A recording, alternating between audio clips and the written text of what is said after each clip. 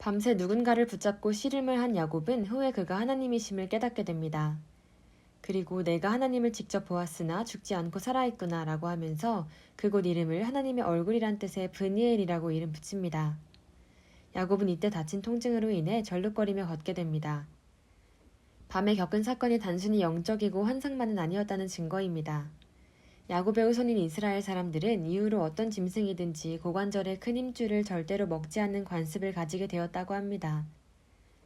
이렇게 함으로써 야곱의 이야기를 계속 기억하고 보존하려 한 것 같습니다. 성경 말씀은 야곱이 브니엘을 지날 때 해가 돋았다고 기록하고 있습니다.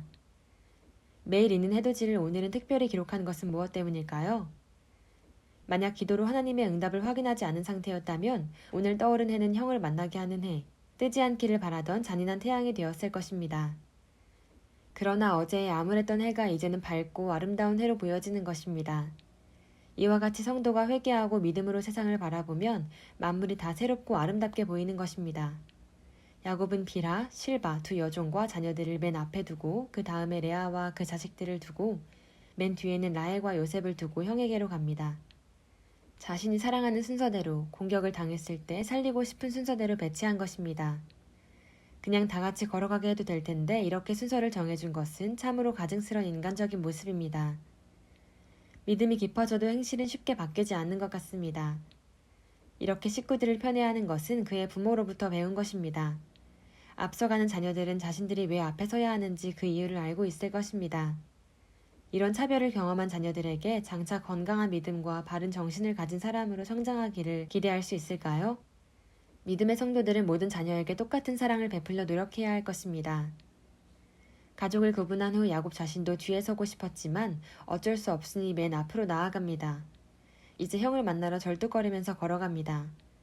하나님과 대면한 이후 새 믿음으로 죽으면 죽으리라 하면서 나아가는 이스라엘의 모습입니다. 그런데 형 에서가 400인을 거느리고 점점 가까이 오는 것을 보니 다시 두려워하는 마음이 생깁니다. 마치 베드로가 예수님만 바라보고 믿음으로 바다를 걷다가 파도에 놀라 물로 빠져드는 것과 비슷한 경우입니다. 전날 밤 이스라엘이라는 이름을 받았지만 또다시 옛날 야곱으로 돌아가고 마른 것입니다. 나약한 인간으로서 어쩔 수 없는 모습이라 할 수 있겠습니다. 형에게 다가가는 중 야곱은 점점 가슴이 뛰고 식은땀이 나면서 다리에 힘이 빠집니다. 그는 힘없는 발로 땅에 엎드려 절을 합니다. 그리고 다시 일어나서 걸어갑니다. 다가갈수록 점점 더 무섭고 발이 떨어지지가 않습니다. 너무 두려워서 다시 또 주저앉아서 절을 합니다. 그만큼 형에 대한 두려움과 그의 선처를 바라는 야곱의 처량함이 극에 달한 것입니다. 그는 계속 형에게 걸어가야 합니다. 이 순간에는 아무도 도와줄 수 없습니다. 오직 자신만이 이 문제를 해결해야 하는 참으로 외로운 순간입니다. 그런데 사실 그의 옆에는 하나님께서 함께 걷고 있고 형의 마음도 잡아주고 있는 것입니다. 그가 하나님의 도우심을 느낄 수 있다면 좋겠지만 지금 이 순간에는 형의 모습과 그의 칼만 눈에 들어옵니다. 정말 무섭고 떨립니다. 그런데 다시 한번 더 되새겨봐야 할 것은 이 고난은 하나님이 이유 없이 주신 것이 아니고 자신이 유발했다는 것입니다. 그가 장자권에 과도한 욕심을 부리지 않았다면 겪지 않았을 수 있었던 고난입니다. 이와 같이 대부분의 고통의 원인이 자신에게 있으므로 우리는 어려움이 닥치면 하나님을 원망하지 말아야 합니다. 단지 하나님께 기도하며 불쌍히 여기심을 바라고 믿음으로 걸어가야 할 것입니다. 아버지는 자녀의 기도에 어떠한 모양으로든지 반드시 응답하십니다. 야곱은 형에게 다가가면서 7번이나 얼굴이 땅에 닿게 절을 합니다. 이렇게 절하며 가까이 나아가는 것은 고대의 왕이나 정복자들에게 갖추던 방식입니다. 야곱이 단지 몇 분 먼저 태어난 쌍둥이 형에게 이런 수준으로 절을 한다는 것은 아부가 지나치게 과한 행동이라 하지 않을 수 없습니다. 야곱이 하나님의 약속을 신뢰했다면 이렇게 극도의 두려움 속에 인간적인 유치한 수단을 쓰지 않았을 것입니다. 그러나 우리 또한 야곱을 흉볼 수만은 없을 것 같습니다. 성도의 믿음은 장구한 기간 동안 수많은 기도와 응답, 시련의 극복을 겪으면서 강해지는 것이지 어느 한순간에 성장하고 변하기가 어렵기 때문입니다. 우리 또한 이런 상황에 닥치면 완전한 믿음으로 담대히 나가기가 쉽지 않을 것입니다. 야곱이 오금이 저리는 상태로 형의 앞에 서니 에서가 고맙게도 야곱을 껴안고 반겨줍니다. 그동안 야곱에게 품었던 복수심을 버리고 혈육으로서 받아주기로 마음먹은 것입니다. 에서가 동생을 너그럽게 용서해준 데에는 여러 가지 이유가 있을 것입니다. 일단은 친동생을 죽인다는 건 행동으로 옮기기가 쉽지 않은 것입니다. 또한 절름발이가 된 장애인을 공격하기는 더욱 어렵습니다. 맞서 싸우기는커녕 도망하기도 어려운 장애자를 친다는 것은 칼을 쓰는 자들에게 명예롭지 못하거나 수치스러운 행위입니다. 더욱이 엄청난 선물까지 보내면서 용서를 비는 사람을 친다는 것 또한 인간이 할 도리가 아닙니다. 그뿐만 아니라 20년 만에 돌아오는 동생이 절름거리며 걸어오는 것을 보는 순간 그동안 객지에서 고생 많이 했구나 하고 어쩔 수 없는 혈육에 대한 안쓰러움이 발동하기도 했을 것입니다. 무엇보다도 하나님께서 모든 상황을 이용하셔서 에서가 동생을 용서하도록 깨달음과 감동을 주신 것이 가장 큰 역할을 했을 것입니다. 에서는 야곱에게 입맞추고 반가워합니다. 야곱은 형의 용서를 받고 긴장도 풀리고 이런 결과를 이끌어주신 하나님이 너무 고마워서 눈물이 쏟아집니다. 바단 아람에서 늘 지고 살았던 고향으로 돌아가야 한다는 무거운 부담감과 지난 며칠간의 극심했던 고통 등을 생각하면 멎으려고 해도 눈물이 멎지가 않습니다. 형도 원한으로 분통 터지며 살아온 지난날이 떠올라 함께 옵니다. 야곱은 처자들을 나오게 해서 차례대로 절하게 합니다. 소개를 받고 난 후 에서는 야곱이 보낸 선물을 사양합니다. 그러나 야곱은 선물을 받도록 강권해서 결국 에서가 이를 받게 합니다. 고대에는 상대방이 선물을 받는다는 것은 그와의 교제를 받아들이는 것이고 선물을 내친다는 것은 전쟁과 불화를 표시하는 것으로 받아들여졌습니다. 에서가 선물을 받았으니 용서와 화해가 확정된 것입니다.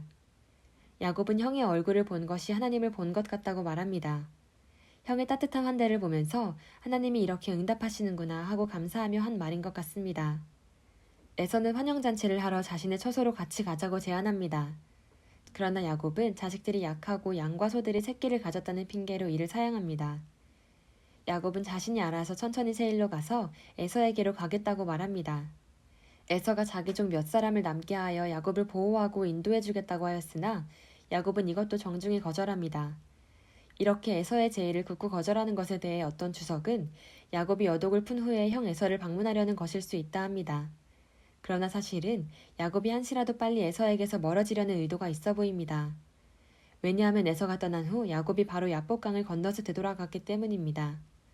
만약 야곱이 천천히 이동해서 에서의 처소를 방문할 목적이 있었다면 그는 힘들게 모든 가축들을 이끌고 다시 야복강을 건널 필요가 없이 그 자리에서 장막을 치고 휴식을 취하면 될 것입니다. 그러나 힘들고 번거롭게 그의 모든 소유를 이끌고 강을 뒤돌아 건넜다는 것은 에서의 집으로 갈 마음이 전혀 없다는 것을 의미합니다. 야곱은 거짓말을 하지 않을 수도 있었지만 이렇게 해서 또 에서를 속인 것입니다. 야곱은 왜 에서를 피했을까요? 그는 아직도 에서가 마음이 변하여 자신을 공격할지 모른다는 두려움을 품고 있을 수 있습니다. 에서가 지금은 친한 척하지만 아무 때라도 과거에 원통했던 생각을 하던지 혹은 야곱의 많은 재산이 탐나서 갑자기 자신을 공격할지도 모른다고 생각했을 수 있습니다. 야곱은 이렇게 세상을 믿기 어려운 것입니다. 자신도 거짓말을 하는 편이고 라반도 거짓말을 수없이 했으니 세상은 모두 속고 속이며 사는 것이라 생각하는 것입니다. 또한 마지막에 라반에게서 해를 당할 뻔했고 에서의 다혈질적인 성격도 알고 있으므로 이렇게 방어적인 행위를 할 수 있겠습니다. 에서가 선물도 받았고 정식으로 화해하는 절차도 완료했으니 이제는 그를 벗어나서 마음의 평안을 얻을 수 있게 된 것입니다. 그러므로 한시라도 빨리 일을 행하려는 것입니다. 야곱은 이렇게 에서와 멀어진 후에 연락은 하고 지낸 것 같습니다. 후에 아버지 이삭이 돌아가신 후 둘이 함께 장례식을 치른 것을 보아 알 수 있습니다. 야곱은 형을 보내고 바로 뒤돌아가서 숫곳이란 곳에 도착합니다. 숫곳이란 가축용 우리 또는 장막이라는 뜻으로 야곱이 후에 붙인 이름인데 야복강에서 북쪽으로 16km 떨어진 곳입니다. 그런데 그는 더 진행하지 않고 이곳에 오래 머물 생각을 합니다. 숫곳은 아마 풀이 많고 가축을 먹이기에 좋은 곳이었던 것 같습니다. 야곱은 이곳에 집을 짓고 가축을 위한 우릿간을 짓습니다. 아마 땅을 구입했거나 장기로 임대한 것 같습니다. 그런데 창세기는 야곱이 자기를 위하여 집을 지었다고 기록하고 있습니다. 자기를 위하여라고 기록한 것은 그가 하나님보다는 자신을 먼저 생각하고 있다는 것이고 하나님께서 좋지 않게 보신다는 것을 암시해 줍니다. 하나님께서 나는 베델의 하나님이라 내가 거기서 기둥에 기름을 붓고 내게 서원하였다 말씀하신 적이 있습니다. 이 말씀을 기억한다면 하나님이 약속을 지켰으니 야곱도 당연히 서원을 지키기 위해서 제일 먼저 베델로 가야 할 것입니다. 그는 베델에 가서 험난한 타향 생활을 마치고 최종적으로 고향에 무사히 돌아오게 해주신 하나님께 감사의 단을 쌓고 예배를 드리고 하나님과의 신령한 교제를 즐거워하는 시간을 가져야 할 것이었습니다. 또한 바로 이어서 헤브론으로 가서 아버지 이삭을 베었어야 마땅한 것입니다. 그런데 숲곳에서 집을 짓고 장기 거주한 것은 자신의 약속을 까마득히 잊어버리고 있다는 것을 의미합니다. 하나님께로부터 새 이름을 받은 성도의 삶과는 다르게 여전히 현실 생활에만 집중하는 과거의 모습을 보여주는 것입니다. 야곱은 숲곳에서 수개월 혹은 수년을 지낸 후 요단강을 건너서 가나안으로 들어갑니다. 그리고 대로를 따라가다가 세겜으로 들어갑니다. 이 길은 그의 할아버지 아브라함도 처음 가나안에 도착했을 때에 지나간 길입니다. 성경 말씀은 야곱이 평안히 가나안 땅 세겜에 이르렀다라고 기록합니다. 이는 야곱이 20년 전 꿈에 사다리와 그 위에 계신 하나님을 보고 깨어나서 내가 평안히 아버지 집으로 돌아오게 하시오면 하고 기도한 것을 하나님께서 최종 성취시켜 주셨다는 것을 말하는 것입니다. 그런데 야곱은 그의 약속대로 11조를 바치고 있는지는 알 수 없지만 최소한 베델이 하나님의 집이 될 것이요란 약속을 이행하는 데에는 관심이 없이 세겜에서 또 오래 머물려고 땅을 삽니다. 그가 가는 곳마다 땅을 사는 것은 아마 바다나람에서 정착 생활을 하는 동안 거주지는 매입해야 하는 것이라고 배운 습관 때문이 아닐까 추정이 됩니다. 야곱은 세겜에 하나님을 예배할 단을 쌓고 그 이름을 엘 엘로헤 이스라엘이라고 불렀는데 그 뜻은 하나님 이스라엘의 하나님이라는 의미입니다. 아마도 이스라엘이라는 새로 받은 이름을 기억하며 살려고 노력하는 것 같습니다. 야곱은 숫곳이나 세겜에서 수년간 거주했던 것 같습니다.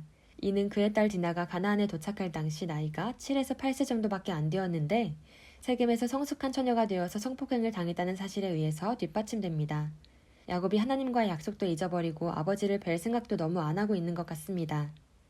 야곱은 왜 바로 아버지에게 가지 않았을까요? 이는 아마 부모가 자녀를 편애하는 데 따른 부작용이 아닐까 합니다. 야곱의 가정은 어머니 리브가는 장자가 될 야곱만 높이고 그와 가까이 지냈고 아버지 이삭은 사냥고기를 자주 구해오는 에서와만 더 친하게 지내던 편애가 심한 곳이었습니다. 그런데 이제 어머니가 없고 서먹한 아버지만 있다면 그를 보러 급히 달려갈 마음이 별로 없는 것이 아닐까 합니다. 아버지 이삭은 또한 야곱이 두 신부의 지참금을 갚기 위해 14년간이나 라반의 집에서 무임으로 봉사할 때에 돈을 보내서 이 기간을 줄여줄 수도 있었을 것입니다. 그런데 오랜 기간 동안 아들과 별로 연락도 안 하고 경제적인 도움도 주지 않았던 경력이 있으므로 야곱이 아버지를 더 멀게 느끼는 것인지도 모릅니다. 그런데 이런 편애의 단점을 경험한 야곱이 또한 그의 부인과 자녀들을 편애하는 모습을 보입니다. 그동안 야곱이 겪은 극심한 두려움을 보면서 우리는 이런 일을 겪지 않기를 바랍니다. 무엇보다도 과도한 욕심을 부려서 환난을 자초하지 말아야 할 것입니다. 또한 정말 믿음이 필요한 순간에 하나님에 대한 믿음이 부족하여 곤고한 순간이 올 수 있다는 것을 생각하여 하나님을 절대적으로 믿고 신뢰하는 기도와 연습을 하는 것이 좋을 것도 생각할 수 있겠습니다. 시청해주셔서 감사합니다.